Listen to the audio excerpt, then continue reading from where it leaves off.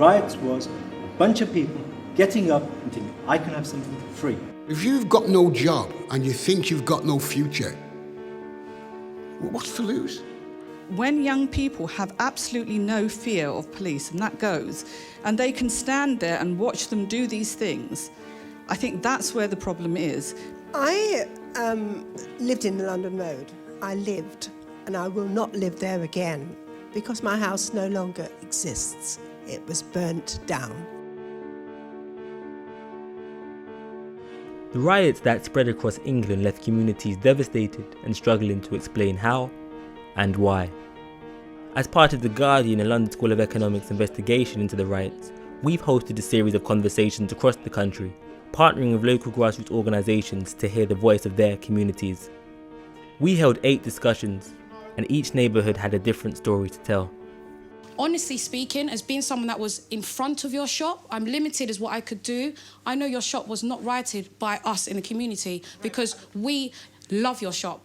Do you understand? It was by outsiders, and a lot of the people that came into our community and destroyed it was from outside.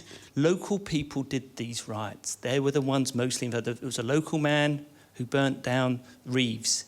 It was local people who nicked the cigarettes and alcohol out of the shops in the street.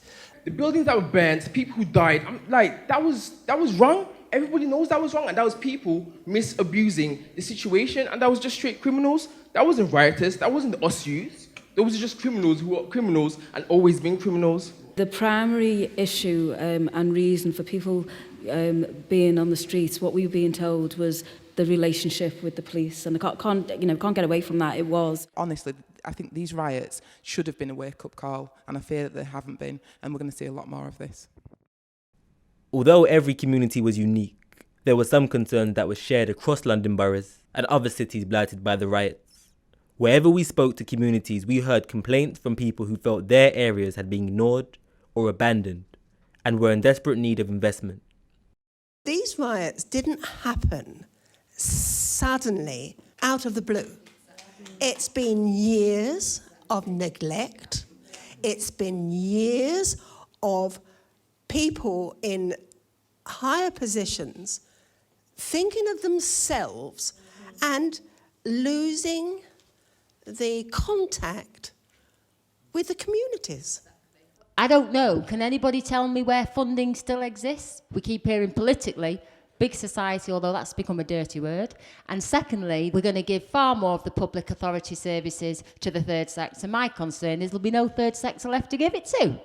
We make a difference on a small scale, and if that money that was ploughed into finding out why was really ploughed into let's make a difference, let's provide jobs, let's sort out education. If the money was put in, that money was put in the right places to make a difference, we do make a difference on a small scale.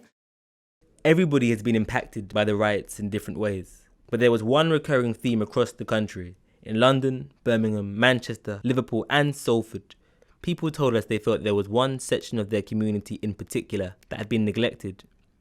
Young people. Now, if you got nothing to do, where are you supposed to channel your energy?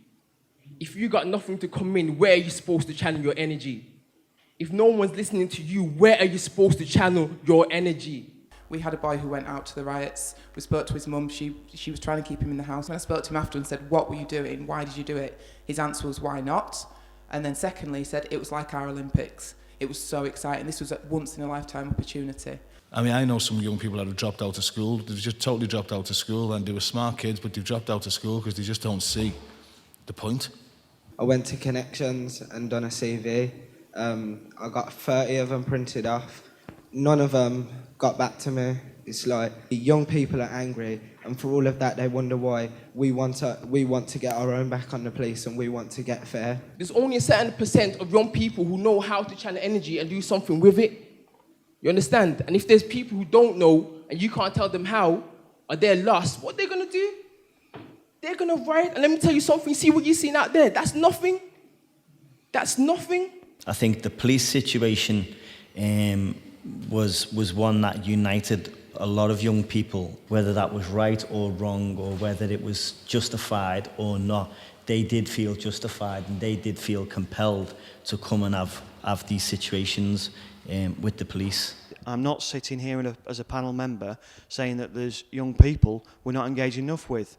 The trouble is, a lot of the community meetings we go to, guess the type of people we get. We get a lot of people that have got an age and profile that's in this room.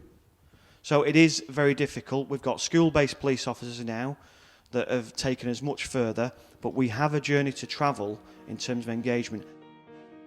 Giving community the chance to respond to our research was a fundamental part of reading the riots. Many people said they were tired of arguing about why the riots took place, preferring to focus on rebuilding. I have to say, I've taken up every media opportunity, and I know that some people in this room are really fed up of me saying, come on, you've got to come to this meeting, you've got to come to that meeting. We're grateful to have our say, but I think now we need to start seeing some action and start seeing some things moving on. One group that isn't represented on that panel, though, is young people.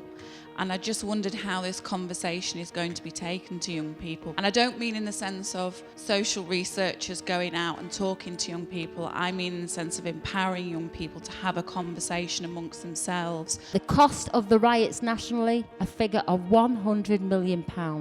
Well, God, if I'd have been given that £100 million, and maybe if you'd have been given that £100 million, none of us would be in the room that we're in now, having to deal with the after effects of that event.